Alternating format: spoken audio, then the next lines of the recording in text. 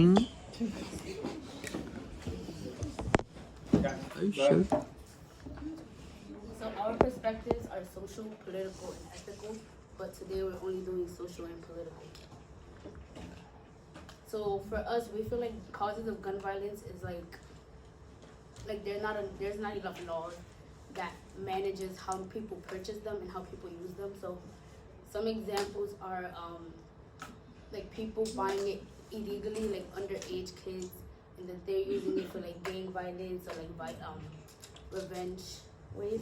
So like if somebody were to like kill a family member, somebody in a gang would be like, oh, they would like go pull up to them and just like shoot them or something. And there's no background checks to see if that person that purchased the gun doesn't have any like domestic violence history, and like if they have any like issues like mentally, stuff like that. So with social, there has been an increase in school shootings.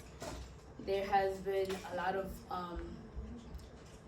gun-related deaths, because the study shows that in 2017, in 6 in 10 gun-related deaths in the United States were suicides, which is 23,854 deaths, while 37% were murders. 39,773 people died from gun-related injuries in the United States, which is showing that the gun purchasing and the gun violence is like increasing dramatically, and is like there's no laws that manages it. And also with gun violence, it creates tension and division within racial groups, like black and white. So like there's police brutality between whites and blacks, and majority of black civilians and people and kids are being killed. And it shows that 90% of the black population were not murdered, but like injured through police brutality, and they are discriminated because of the color of their skin and like stereotypes within the society, like they're criminals, murderers, etc. And for the political aspect, politicians they either try to avoid getting into the gun control debate, like they just like if someone asks like what's your opinion, they avoid the question or try to be like, oh, we offer thoughts and prayers. Like for if there's like a huge mass shooting, they just avoid it in general. And second, they usually heavily believe in the Second Amendment.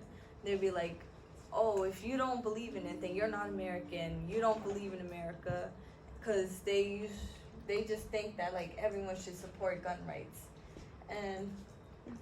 and also they are only concerned when members of government are affected.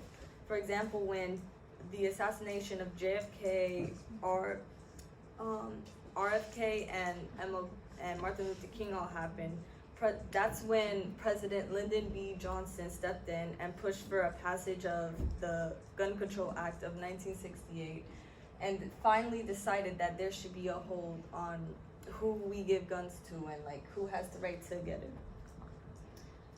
And for these graphs, here you can see the x-axis represents guns per people, and here represents the gun-related deaths per every 100,000 people. And these are all European countries who have strict gun laws. And as you can see, all the way up here is the United States with like almost 1,200,000 deaths. And all these dots represent mass shootings that have occurred past 2010. As you can see, they're all all over the place in the U.S. And some solutions we want to bring up is like to increase or improve the background checks that are done on people when they want to buy guns, and also increase the age limit so reckless teenagers can't get a hold of it and just for either gun violence or revenge killings. And also just increase awareness about it, so politicians and stuff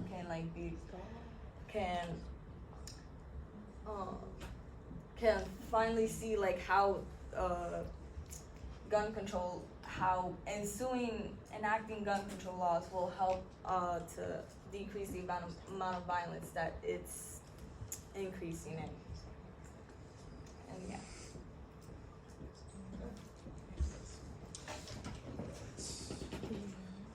Okay. Questions? Okay. Genise, having finished your project, excuse me. Having finished your project, what, if anything, do you consider to be a gap in your team's research that, if you addressed it, would make you feel more confident about your conclusion? I guess if we were able to include the ethical part, but obviously that's not gonna happen today, Right. but maybe on the actual day, but yeah. Okay. And how would that have helped?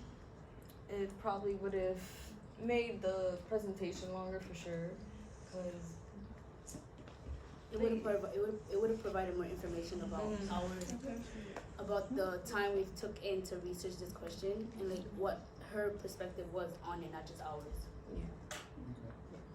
Cool. All right, Nakayla.